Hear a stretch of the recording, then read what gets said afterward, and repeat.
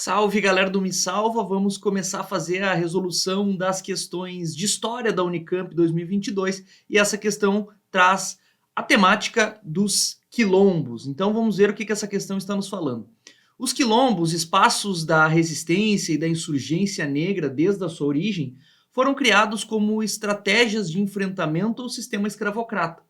Nos processos de resistência e sobrevivência dos quilombos que chegam aos dias atuais, as relações culturais, as identidades e os conflitos têm como elemento central os territórios. Tensionados por interesses ilegítimos e inconstitucionais de terceiros em disputa pela propriedade da terra. Então estamos falando da disputa na área rural que envolve esses territórios dos quilombos, né? Pouco se divulga que existem atualmente no território brasileiro aproximadamente 3.500 comunidades quilombolas, que guardam um sentimento de pertença a um grupo e a um lugar. Estão distribuídas por todas as regiões do país, com destaque para o estado do Pará, Maranhão, Bahia, Minas Gerais, Pernambuco e Rio Grande do Sul. Então, essa questão está trazendo a questão dos quilombos, né, como espaço de resistência, desde o contexto da resistência colonial até as disputas que envolvem esse território na atualidade. E aí, o que a questão está pedindo? Sobre a demarcação e titulação das terras quilombolas no Brasil, é correto afirmar que teve início com. Então, quando que teve início essa política pública de demarcação e titulação, reconhecimento desses territórios para com a comunidade quilombola, né? Então, vamos ver. A partir da Lei de Terras de 1850.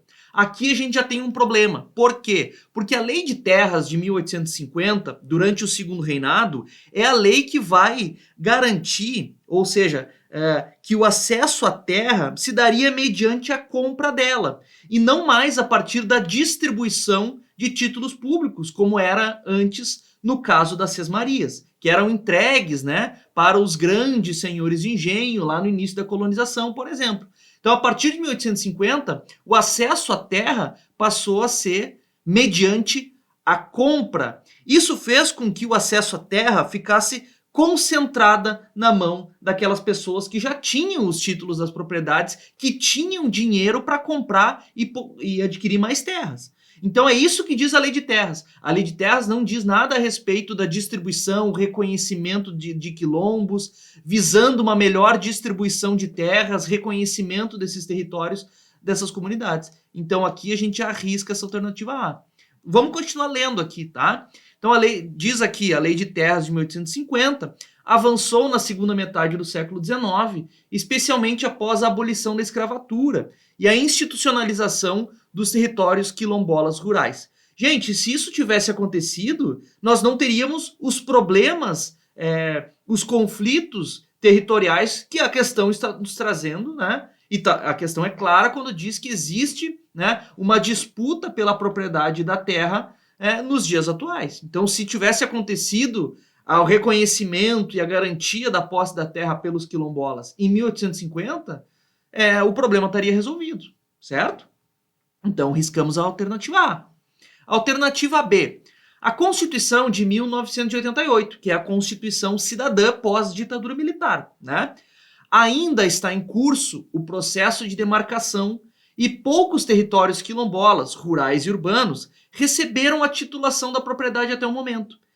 Então essa aqui é a nossa questão correta. Ficamos com a alternativa B. O que essa questão está dizendo? Que a demarcação e a titulação das terras quilombolas, ela teve início com a Constituição de 1988, que é a Constituição Cidadã, que visa proteger grupos como, por exemplo, os quilombolas, né?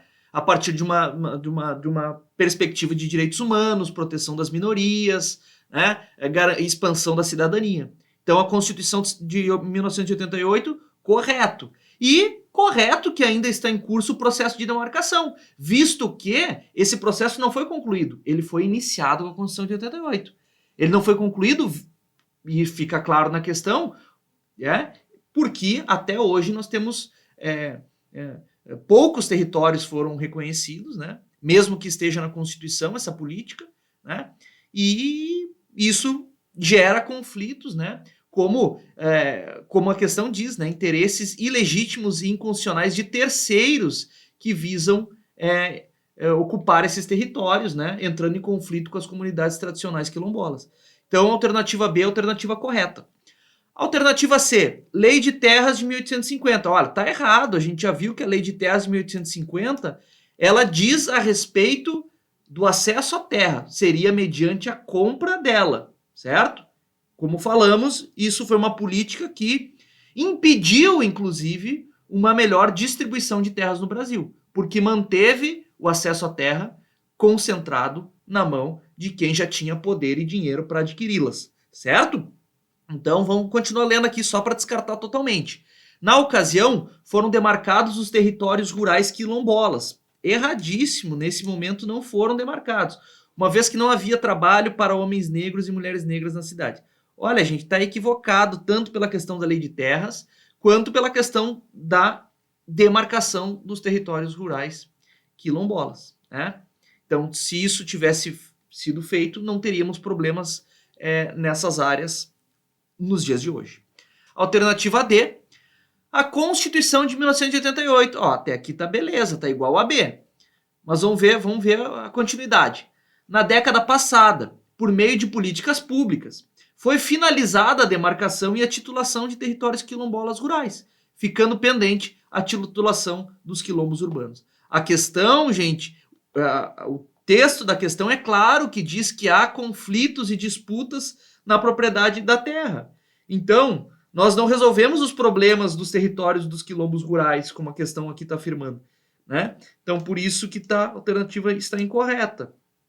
Né? Não ficou só pendente a titulação dos quilombos urbanos. Não, muitos quilombos rurais também falta-lhes o reconhecimento, que está previsto na Constituição de 88, mas não aconteceu. E é isso que está colocando aqui a alternativa B, que é a alternativa correta.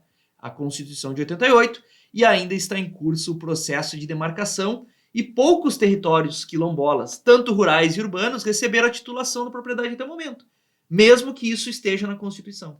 Certo? Alternativa B, alternativa correta.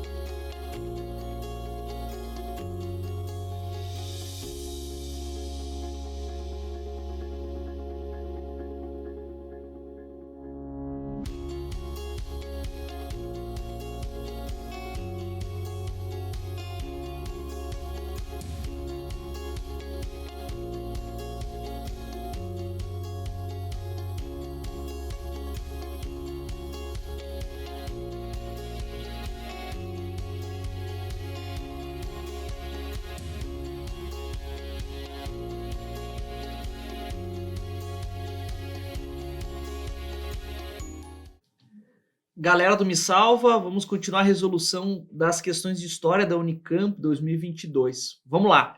Não parece ser obra do acaso a preservação da unidade territorial do Império do Brasil, quando comparada à fragmentação política experimentada pelos antigos vice-reinos hispano-americanos entre 1810 e 1825. Tá? Então, em função da fragmentação, né, o que essa primeira frase está colocando, que em função da fragmentação da América Espanhola, né, após o processo de independência, né, da América Espanhola, né, ocorreu, então, a busca pela preservação da unidade territorial do Império do Brasil, né, após a independência do Brasil. Então, utilizando como elemento de exemplo, vamos colocar assim, né, que os territórios da América Espanhola se fragmentaram em várias repúblicas, né? Então não aparece obra do acaso que o Império Brasileiro buscou preservar essa unidade territorial após a independência do Brasil, certo? Então é isso que está colocando nesse primeiro momento. Vamos lá. Em Lisboa, no âmbito da Sociedade Real Marítima e Militar, foram preparadas memórias históricas, corográficas e roteiros hidrográficos redigidos pelos engenheiros militares e navais. Essa documentação serviu à diplomacia do Império Brasileiro nos tribunais internacionais, mas também muniu internamente a organização das expedições de conquista territorial levadas ao cabo pelas elites regionais antes e após a independência. Tá? Então, considerando o excerto acima e seus estudos, pode-se afirmar que o processo de fragmentação política da América Hispânica durante o período da independência foi similar ao processo histórico da independência do Brasil. Corta fora, gente, tá errado. A primeira frase já está colocando aqui, ó, né, que não foi semelhante. A América Espanhola, ela se fragmentou em várias repúblicas, né? Então a fragmentação política experimentada pelos antigos vice-reinos hispânicos, né? Daí, dessa fragmentação, que há uma preocupação, né, do Império Brasileiro pela unidade territorial do Brasil, certo? Então, não é processo semelhante. Na América Espanhola se fragmenta o território. Na América Portuguesa e depois no Império do Brasil, há uma preocupação e há toda uma política para preservar o território, certo? Então, vamos para B. Na Sociedade Real Marítima e Militar, os estudos dos engenheiros militares e navais eram documentos públicos, amplamente divulgados em livros didáticos da época. Nós não temos nenhuma referência aqui a livros didáticos, né, nessa questão, tá meio estranho isso aqui. Livros didáticos, corta fora, né? Vamos colocar aqui, tá meio equivocado, a gente não tem referência a livros didáticos, é meio estranho, né? Porque tá falando de documentos oficiais a questão, né? Memórias históricas, corográficas, roteiros hidrográficos, né? Uma série de documentação técnica oficial elaborada por engenheiros militares e navais, né, do território. Então, livros didáticos é meio estranho. Vamos cortar fora essa alternativa aqui. Vamos ver a C. A documentação da Sociedade Real Marítima e Militar foi usada no Brasil na fundação do Estado e no reconhecimento territorial da nação. Tá correto, né, gente? Não tem nada de errado aqui. É o que o texto está colocando aqui, que esses documentos aqui serviram justamente para o Brasil manter a sua unidade territorial, né? Esses documentos serviram para mapear, catalogar o território brasileiro e serviram de base, então, para o Brasil argumentar o seu território e buscar o reconhecimento territorial da nação. Então está correta a alternativa C. Vamos ver a D. As elites regionais, formadas em direito, atuaram na formação do território brasileiro, pouco dialogando com os estudos de engenharia militar. Mas o texto está falando o contrário. Ó. Essa documentação, olha o que diz aqui no último trecho do texto. Essa documentação serviu à diplomacia do Império Brasileiro nos tribunais internacionais, mas também muniu internamente a organização de expedições de conquista territorial, levadas ao cabo pelas elites regionais. Então, né, pouco dialogando com os estudos de engenharia militar, as elites regionais, não. O texto está falando o contrário, certo? Então, ficamos com a alternativa C, que é o gabarito. É a resposta correta.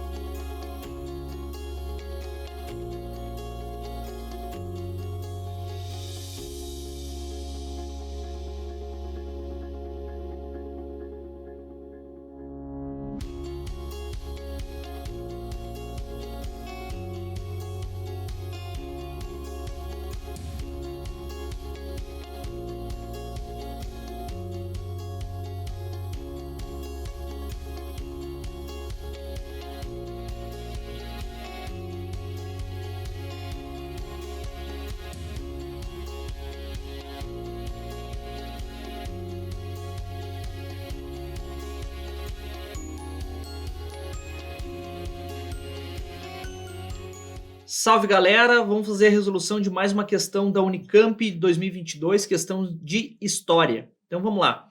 No Brasil, um exemplo de história que precisa ser narrada é a dos movimentos em defesa do que hoje reconhecemos como movimentos LGBTQIA+. Tais movimentos eclodiram como um ato de resistência em plena ditadura civil-militar, marcada pela repressão e por ideais conservadores. Naquele contexto, a busca por visibilidade passou a ser compreendida como um dos elementos fundamentais da conquista da cidadania.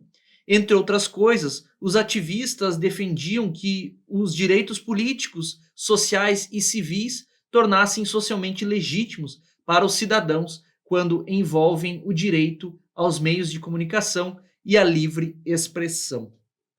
Então, o que o comando da questão está pedindo? A partir da leitura do texto, assinale a alternativa correta acerca da historicidade dos movimentos políticos identitários e suas estratégias políticas de ação. Então vamos lá. Alternativa A. Esses movimentos eclodiram na segunda metade do século XX, foram perseguidos e silenciados pela ditadura militar e retornaram à cena pública após a instauração de um regime democrático. Mas o texto fala o seguinte, ó. Tais movimentos eclodiram como um ato de resistência em plena ditadura militar. Tá? Então, embora ocorresse a repressão, foram perseguidos, mas eles eclodiram como um ato de resistência. Então, a ideia de silenciamento aqui está equivocada. Tá? Se a gente pegar, muitos jornais, por exemplo, surgiram, né, com essa temática LGBTQIA+, naquela época, dentro da imprensa alternativa. Né? Então, embora havia repressão com base nesse forte conservadorismo, ideal conservador, essas ideias de resistência, essas pautas do movimento LGBTQIA+, na época, circularam. Né? Circularam como forma de resistência. O texto coloca, os movimentos eclodiram como um ato de resistência em plena ditadura. Então, não foram totalmente silenciados. Né? Havia formas de burlar a censura e de fazer frente a esse ideal conservador. Então, essa alternativa aqui, ela está errada porque pela essa ideia do silenciamento. E também pela ideia que diz aqui, ó, retornaram à cena pública após a instauração do regime democrático. Não, eles estavam lá lutando contra a ditadura. Né? Então, por isso que a alternativa A está errada. Vamos para B. Por sua capacidade de obter alcance social, desde a década de 70, as mídias são ferramentas para a construção de uma cidadania plena, sendo a busca por visibilidade, portanto, uma das estratégias de ação do movimento LGBTQIA+. Né? Então é isso, ó, que está falando aqui. Né? A busca por visibilidade passou a ser compreendida como um dos elementos fundamentais para a conquista da cidadania, certo? Então, ó, a busca por visibilidade, certo? Foi uma das estratégias, né? Então, o direito aos meios de comunicação, a visibilidade nos meios de comunicação, a livre expressão desses grupos, o espaço para esses grupos reivindicarem suas pautas, né? Então, isso é uma das estratégias, né, que vem desde a década de 70, da resistência à ditadura, e é ainda hoje uma das estratégias de ação do movimento LGBT, que é a mais contra os preconceitos e para a conquista da cidadania. Então, alternativa correta, alternativa B, certo? Vamos para C. O Brasil, no século XX, construiu-se como uma democracia racial. Aqui já traz o mito da democracia racial, tá? A ideia de que a nossa miscigenação ocorreu de forma pacífica, né, sem conflitos, né? Muito pelo contrário. Né? A gente vai ter um racismo muito forte no Brasil, embora a ideia da democracia racial tenta negar isso, né? Existe um forte racismo no Brasil, segregação racial no Brasil, né? Um racismo estrutural no Brasil. Então, aqui dizer que o Brasil no século XX construiu-se como uma democracia racial, essa ideia de democracia racial já está bem superada, né? Então, corta fora. E ainda diz o seguinte, que garantiu aos movimentos políticos identitários nacionais o acesso a direitos civis, políticos e sociais, esvaziando a agenda dos militantes LGBTQIA+. Não, né, gente? O movimento LGBTQIA+, ganha força, inclusive, porque essas pautas não foram garantidas, né? Não houve o direito civis, políticos, sociais que esvaziassem a agenda LGBTQIA+, né? Isso é uma falácia, então corta a alternativa C. Esses grupos buscam hoje, né, o reconhecimento, direitos civis, cidadania, direitos políticos, sociais, né? É uma luta do tempo presente. D. Na atualidade, a onda de crimes de homofobia e transfobia estimula o movimento LGBTQIA+, a rever a pauta da visibilidade dos sujeitos, tornando a militância mais discreta e voltada para o espaço privado das ações dos indivíduos. Não, né, gente? Embora essa onda de crimes de homofobia e transfobia existam, elas não estimulam que o movimento a rever a pauta da visibilidade, não, né? O que o texto coloca aqui é que desde os anos 70, a ideia do direito à presença LGBTQIA+, nos meios de comunicação, com voz, com direito de expressão, com visibilidade, é uma forma de conquista da cidadania, né? Então, não está falando aqui que houve uma revisão dessa pauta da visibilidade. Muito pelo contrário, está falando que essa pauta da visibilidade vem desde a resistência na ditadura militar, certo? E é um elemento presente nessa luta na contemporaneidade hoje, certo? Então, ficamos com a alternativa B. A alternativa correta é o nosso gabarito.